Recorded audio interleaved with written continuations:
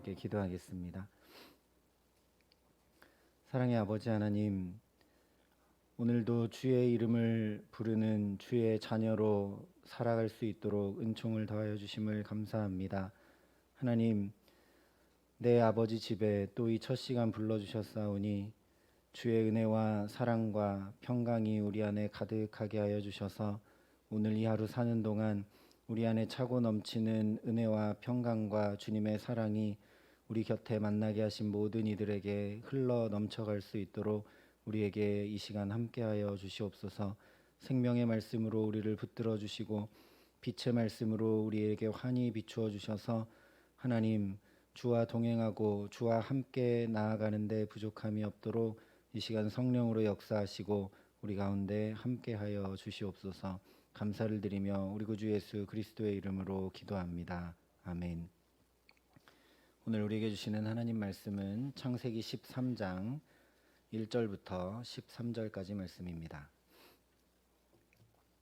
창세기 13장 1절부터 13절까지 말씀입니다.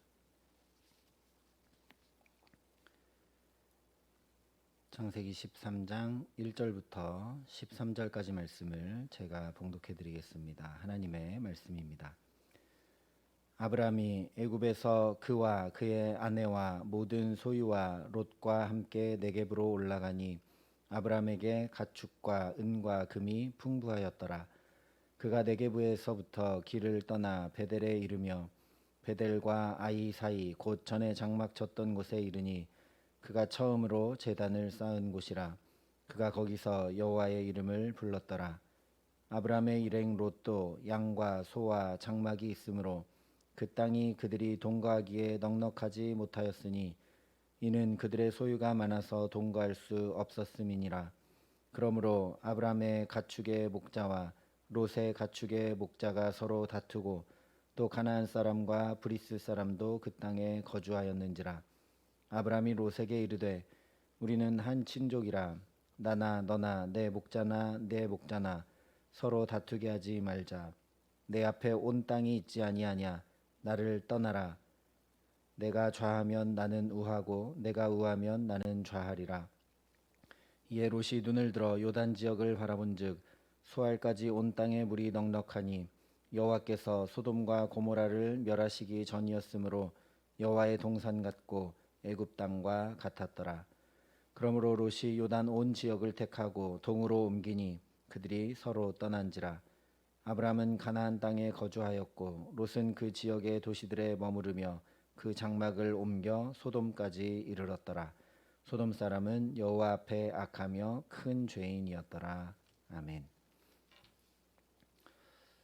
오늘 말씀은 아브라함과 조카 롯 사이에 일어난 일에 대해 전해주고 있습니다. 롯은 원래 아브라함의 동생인 하란의 아들입니다. 그래서 특별히 자녀, 다시 얘기하면 상속자가 없었던 아브라함은 자기 동생 아들인 조카 롯을 거의 자기 상속자로 생각하고 키웠습니다. 그래서 어디를 가든지 아브라함이 롯을 데리고 갑니다. 고향과 친척과 아버지의 집을 떠나올 때 롯도 그와 함께 갔다라고 12장 4절이 말씀을 합니다. 또한 오늘 1절도 애굽에서 다시 가나안을 향해 떠나올 때 롯과 함께 올라오고 있음을 분명하게 말씀합니다. 고대 가부장 사회에서 큰아버지인 아브라함이 허락하지 않았다면 결코 함께 갈 수 없습니다. 다시 말하면 아브라함이 조카 롯을 계속 챙겼다라는 이야기죠. 게다가 오늘 롯이 아브라함과 같은 자리에서 목축을 하지 못할 정도로 많은 재산을 어떻게 모았겠느냐라는 겁니다. 아브라함이 재산을 나누어 주지 않고는 도저히 불가능한 일입니다. 애굽에서 얻은 많은 재물을 아브라함이 거의 상속자로 생각한 롯에게 상당 부분 주었기 때문에 아버지도 없는 롯이 이 많은 재산을 가질 수 있었던 것입니다.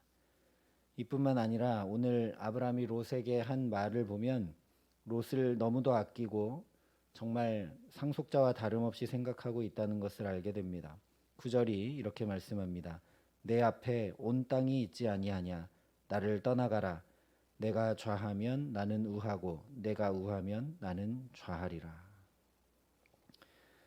아브라함이 롯에게 좌하면 우하고 우하면 좌하리라 라고 한 것은 원문에 보면 남과 북의 방향입니다.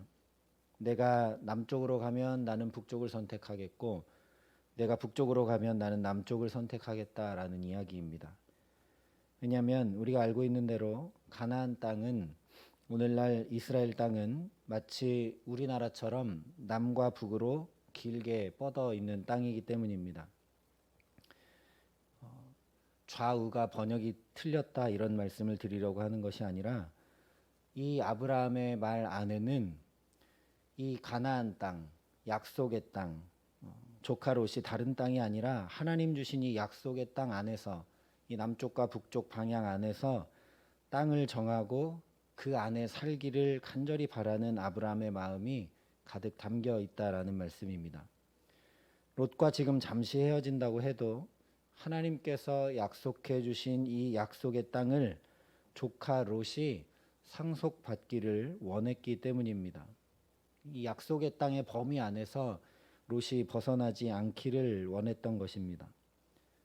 그런데 롯은, 아브라함은 이렇게 롯을 생각하고 심지어 내 앞에 온 땅이 있지 아니하냐, 그리고 네가 먼저 좋은 쪽을 선택해라라고 다 먼저 배려하고 양보하고 챙겨주고 계속 그러는데, 롯은 자기 종들이 불화를 일으켜서 죄송합니다라는 말 한마디조차 없이, 또는 아닙니다 큰아버지가 먼저 선택하셔야죠, 이런 말도 전혀 하지 않고 냉큼 자기 마음대로 땅을 먼저 선택을 합니다. 그런데 이 선택의 근본적 문제는 이런 인간적인 배은망덕함이 아닙니다. 바로 신앙의 문제입니다. 롯은 아브라함이 여호와의 말씀을 따라 떠날 때 아브라함과 함께 나왔습니다. 시족 중심의 고대 사회에서 큰아버지인 아브라함이 왜 고향과 친척과 아버지의 집을 미련 없이 떠나왔는지, 갈 바를 알지 못하고 나아갔는지 너무나 잘 아는 사람이 바로 롯입니다. 그뿐만 아니라 바로 앞에 아브라함이 믿음의 걸음을 걷지 못하고 상황과 환경을 따라서 애굽으로 내려갔을 때 어떤 일이 있었는지 다 보고 경험했던 사람이 바로 롯입니다. 한마디로 얘기하면 어릴 때부터 하나님의 이끄심과 역사하심, 하나님의 말씀을 따라 선택하고 결정하는 것이 어떤 것인지 보고 듣고 경험한 사람, 그렇게 자란 사람이 바로 롯이라는 말씀입니다. 하나님의 말씀을 따라 살아간다는 것이 어떤 것인지 큰아버지인 아브라함을 통해 충분히 보고 배울 수 있는 가장 좋은 자리에 있던 사람이 바로 롯이었다는 사실입니다. 그런데 오늘 말씀을 보면 롯이 요단 지역을 선택한 이유를 10절에 이렇게 말씀합니다. 이에 롯이 눈을 들어 요단 지역을 바라본즉 소알까지 온 땅에 물이 넉넉하니 여호와께서 소돔과 고모라를 멸하시기 전이었으므로 여호와의 동산 같고 애굽 땅과 같았더라. 롯이 요단 지역을 선택한 이유, 첫 번째 이유를 온 땅에 물이 넉넉하기 때문이다라고 말씀을 합니다. 목축업을 할 때 물이 중요하다는 건 누구나 다 아는 사실입니다. 이 물 때문에 이삭은 우물을 3번이나 옮겼습니다. 그리고 시편 23편, 우리가 너무나 잘 아는 시편 23편에도 왜 목자가 사망의 음침한 골짜기를 지나게 한 후에 그 다음에 푸른 초장 맑은 물가를 이야기하는가? 물은 낮은 곳으로 흐릅니다. 그리고 물이 있는 곳에만 풀이 자랄 수 있습니다. 그러니 골짜기를 지나 낮은 곳으로 내려가지 않고는 푸른 초장을 만날 수 없는 것이죠. 물이 굉장히 중요합니다. 또한 기근을 경험해서 애굽으로 아브라함과 함께 내려갔던 경험이 있음에도 불구하고 기근이, 상황과 환경의 문제 해결이, 생존 문제가 하나님께 달려있다라는 것을 롯이 전혀 깨닫지 못하고 있음을 보여주고 있는 것입니다. 또 두 번째 이유를 여호와의 동산 같고 애굽 땅과 같았다라고 말씀을 합니다. 이것은 여호와의 동산처럼 보였고 애굽 땅처럼 보였다라는 이야기입니다. 그러니까 눈에 보기에 굉장히 풍요로워 보였다라는 것이죠. 그런데 성경에서 에덴 동산 같고 애굽 땅 같았다라고 표현한 이 표현은 타락한 에덴 동산처럼 겉보기에는 비옥하고 풍요로운 땅 같지만 속으로는 하나님 없이 살아가게 되는 유혹과 죄악의 땅이기 때문에 결국 롯이 유혹하고 타락받아서 롯을 유혹하고 타락시킬 땅이라는 것을 에덴 동산 같다라고 표현하고 있는 것입니다. 애굽 땅과 같았다는 것도 마찬가지입니다. 겉보기에는 기근을 이길 수 있고 굉장히 풍족한 것처럼 보이지만 결국 큰 재앙이 내리는 문제를 일으킬 땅이라는 것을 말씀하는 것이죠. 왜냐하면 바로 직전에 아브라함이 애굽으로 내려갔을 때 애굽의 바로 왕에게 큰 재앙이 내렸다라고 말씀한 것을 우리가 기억을 합니다. 하나님을 의지하지 않고 아브라함이 자기 생각과 판단대로 애굽에 내려갔던 것처럼 롯이 하나님의 말씀을 따르려 하지 않고 자기 생각과 판단대로 움직이고 있다는 사실을 애굽처럼 보였다라고 표현하면서 성경이 보여주고 있는 것입니다. 한마디로 하면 롯이 이 요단 지역을 선택하고 결정하는 가장 큰 이유가 신앙과는 전혀 상관이 없다라는 것이죠. 그래서 롯이 눈을 들어 요단 지역을 바라보았다라고 말씀합니다. 여기서 바라보았다라는 단어는 하와가 선악과를 바라보았다라고 했을 때 사용됐던 단어와 똑같은 단어입니다. 그러니 롯이 하나님의 말씀을 따라 움직이지 않는다. 자기의 생각과 판단대로 눈에 보이는 대로 움직이고 있다라는 사실을 분명하게 밝혀주고 있는 것입니다. 그래서 결국 12절에 보면 롯이 소돔까지 들어가게 됩니다. 12절과 13절에 이렇게 말씀을 합니다. 아브람은 가나안 땅에 거주하였고 롯은 그 지역의 도시들에 머무르며 그 장막을 옮겨 소돔까지 이르렀더라. 소돔 사람은 여호와 앞에 악하며 큰 죄인이었더라. 롯이 그 장막을 옮겨 소돔까지 이르렀다는 것은 간단히 이야기하면 롯도 소돔 사람이 되었다라는 이야기죠. 그러니 롯이 단순히 소돔 땅에 들어가 소돔 사람이 된 것으로 끝난 것이 아니다라는 말씀입니다.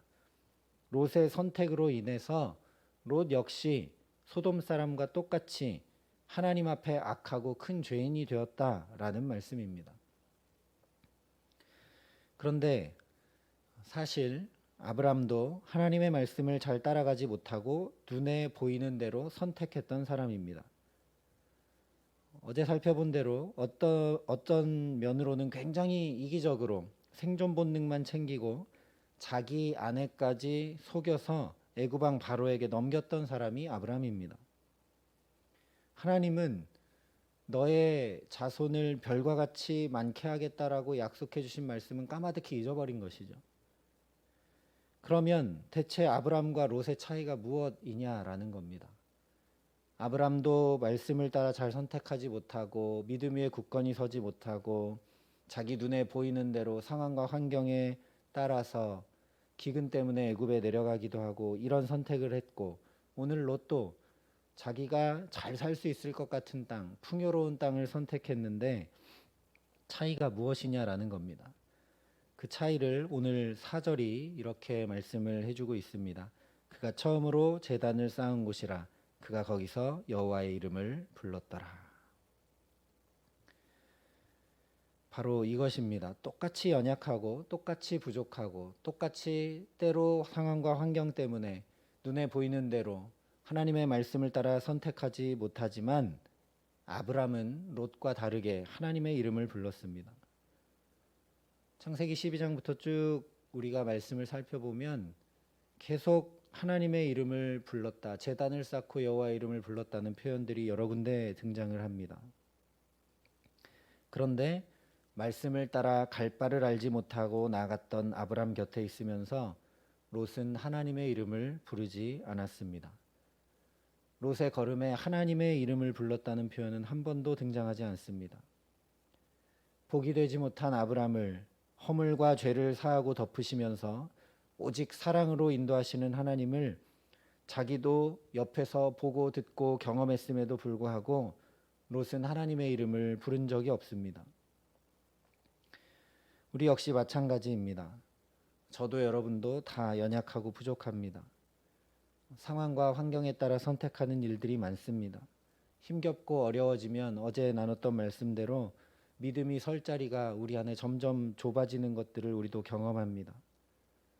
믿음의 걸음을 내디뎌야 하는데 우리의 상황과 환경 때문에 그렇게 하지 못할 때가 많고 그 마음의 갈등이 우리 마음에 짐이 될 때가 참 많습니다. 말씀대로 말씀을 따라 믿음대로 잘 살아가지 못할 때가 정말 많습니다. 그렇기 때문에 더더욱 하나님의 이름을 불러야 하는 줄 믿습니다.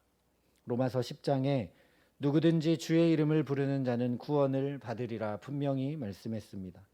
누구든지 거기에 어떤 조건도 없습니다.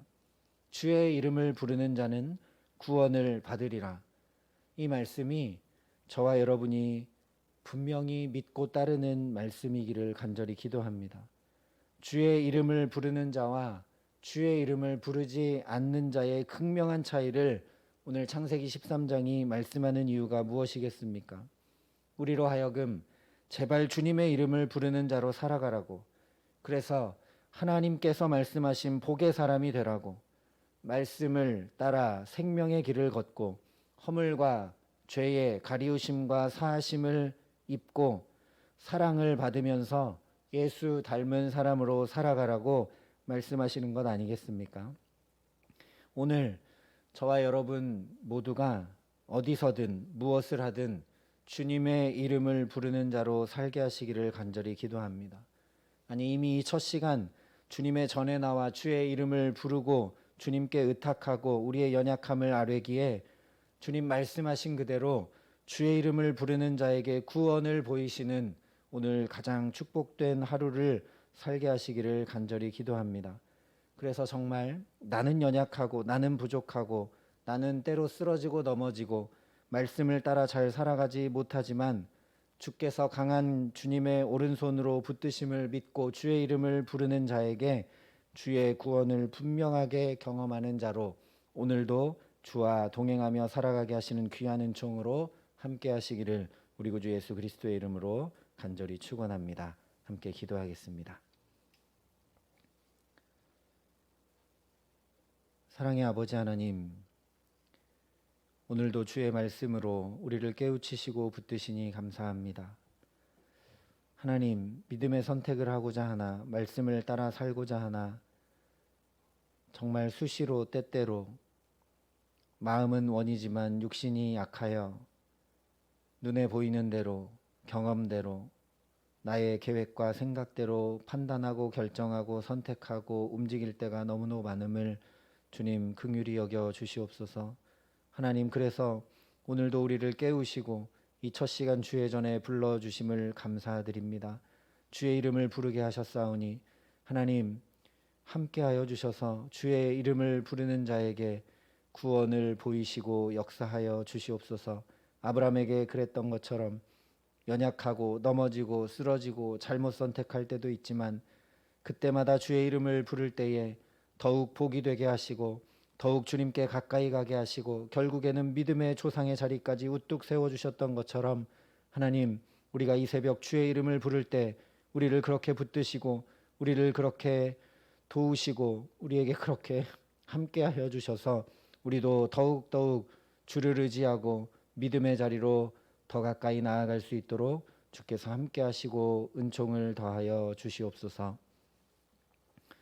이제는 친히 우리의 구원이 되어주신 우리 구주 예수 그리스도의 은혜와 그 독생자 예수를 아낌없이 내어주신 아버지 하나님의 놀라우신 사랑하심과 오늘도 우리의 연약함을 붙드시고 우리를 깨우치셔서 주님의 이름을 부르고 의탁하고 의지할 수 있도록 우리와 함께 하시는 성령 하나님의 교통하시고 역사하심이 오늘도 때마다 일마다 순간마다 주의 이름을 부르며 주님께 우리의 연약함을 내려놓고 주님의 손에 붙들려 주와 동행하며 살아가기로 결단하는 여기 모인 모든 주님의 성도들과 사랑하는 사랑의 빛교회 모든 교우들과 이 나라 이 민족과 오늘도 이 복음을 세계 만방에 전하는 귀한 선교사님들 가운데 이제로부터 영원토록 함께 하시기를 간절히 축원하옵나이다. 아멘.